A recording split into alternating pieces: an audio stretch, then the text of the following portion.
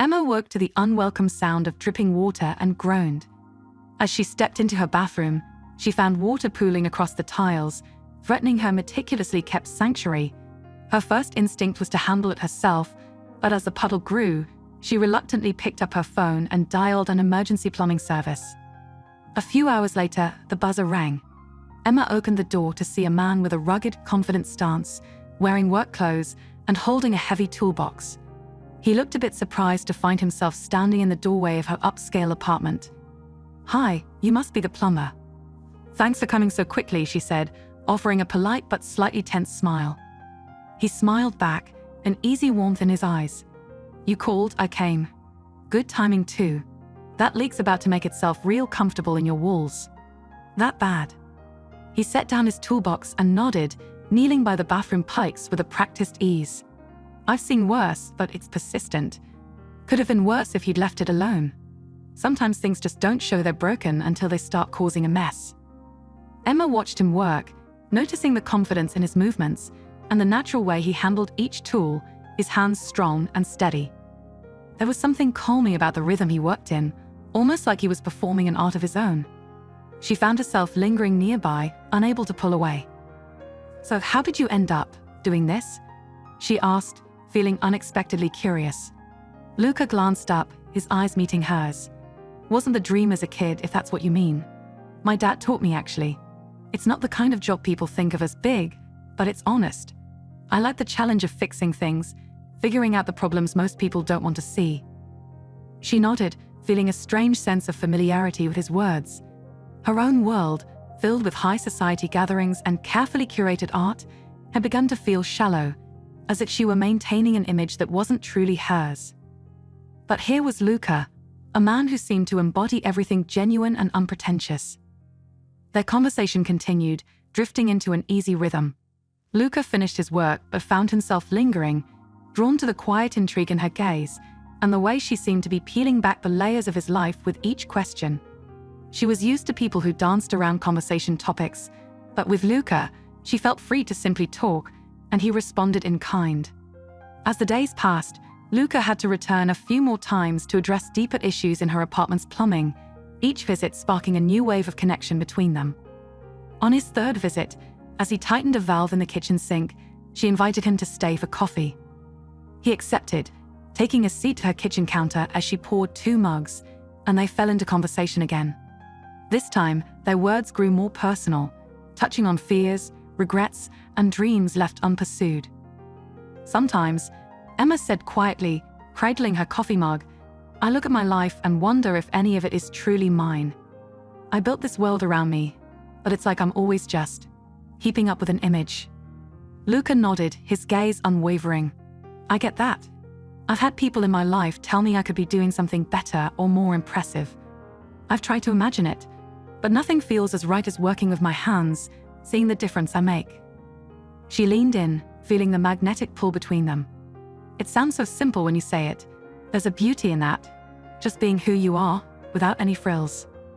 For the first time in years, Emma felt like she could let go of her carefully constructed image and simply be present with him. Their conversation carried on late into the evening, their words flowing like a slow, unbroken melody. The following weekend, Emma invited Luca to an art exhibit at her gallery. She wasn't sure why she wanted him there, but she knew that she wanted him to see her world. Luca agreed, sensing the importance of her invitation, and arrived dressed in his best attempt at formal attire, a clean shirt, slacks, and a faintly shy smile. As they wandered through the gallery, he stopped at one piece, a chaotic abstract painting splashed with deep, brooding colors, and tilted his head. "Art's like a different kind of fixing things, isn't it?" he said. "It's like people put all their mess, all the things they don't know how to handle, right there on the canvas." Emma looked at him, seeing her world reflected in a new light. It's exactly that.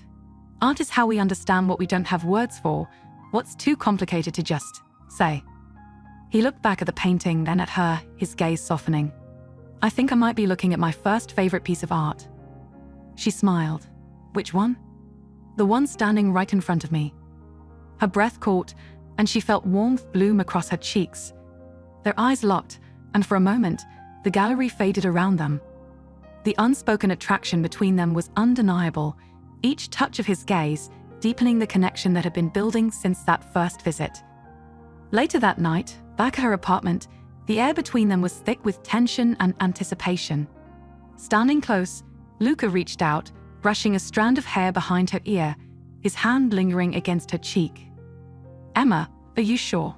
he whispered, his voice low, filled with both longing and a gentle reverence. "Yes," she replied, her voice barely a breath. "I haven't been this sure of anything in a long time." Their first kiss was tentative, a soft exploration, but as they moved closer, it deepened, blossoming into a passion they hadn't allowed themselves to acknowledge until now. They moved together in perfect harmony, each touch igniting something raw and real that felt entirely different from anything Emma had known. The night passed in a blur of whispered words and shared warmth, a night where everything fell away, leaving only the two of them, bare and vulnerable in each other's arms. She felt as though she were rediscovering a part of herself, a part she hadn't known she'd lost. As the morning light crept through the curtains, she found herself nestled against Luca, her head resting on his chest as his fingers traced lazy patterns on her back. "I feel different," she murmured, her voice soft, as though speaking the words would break the fragile morning calm. He smiled, brushing a kiss to her forehead. "That's what happens when you stop pretending. You finally feel like yourself." They spent the morning wrapped in each other's company, sharing stories of their lives, of who they'd been, and who they wanted to become. For the first time in a long time, Emma felt as though she was exactly where she belonged. In the weeks that followed, their connection continued to grow, deepening with each shared moment. Emma opened up a new exhibit at her gallery, one that broke from tradition, showcasing raw, unfiltered pieces that reflected her own journey toward authenticity. She felt inspired, finally creating art that was truly her own. Luca, too, found himself changed. His confidence in his work grew, each job taking on new meaning as he saw the impact of his craft. Together, they built a life that honored both their worlds, a blend of art and everyday life, of structure and spontaneity. They fell into a rhythm that was theirs alone, a balance of city nights and quiet mornings, of gallery shows and simple evenings on her couch, wrapped in each other's arms. Emma no longer felt the need to uphold an image or follow a rigid path. With Luca, she was free to simply live. Their love became a testament to the power of connection, to the beauty of finding someone who truly saw them. In Luca, Emma had found a partner who was unafraid of her depth, someone who loved her for her contradictions, her aspirations, her vulnerabilities.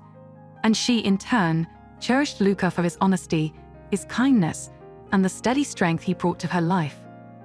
Through their love, they each became more whole, blending the richness of art with the grounding simplicity of a life lived earnestly. It was a life they built together, brick by brick, finding joy in the imperfect, the unplanned, the genuine, because in the end, that was all either of them had truly wanted.